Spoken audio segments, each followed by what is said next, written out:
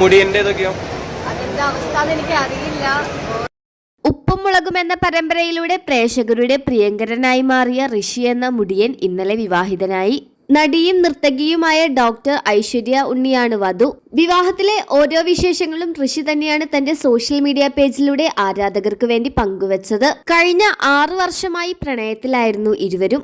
ഐശ്വര്യയെ propose ചെയ്യുന്ന scenes എല്ലാം തന്നെ തന്റെ സോഷ്യൽ മീഡിയ പേജിലൂടെ നേരത്തെ തന്നെ ഋഷി പങ്കിട്ടിരുന്നു.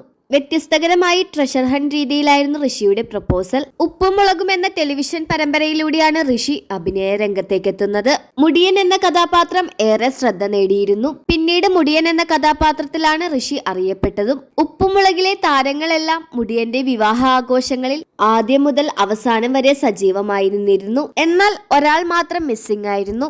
അത് മറ്റാരുമല്ല, ഉപ്പും മുളകും എന്ന പരമ്പരയിൽ ഋഷിയുടെ സഹോദരിയായി അഭിനയിച്ച ലച്ചു എന്ന കഥാപാത്രം ചെയ്ത ജൂഹി റുസ്തഗിയാണ്. അത് ജൂഹിക്ക് മറ്റൊരു ആവശ്യമുണ്ടായത് കൊണ്ടാണ് ഋഷിയുടെ വിവാഹ ചടങ്ങിൽ പങ്കെടുക്കാൻ സാധിക്കാതിരുന്നത്.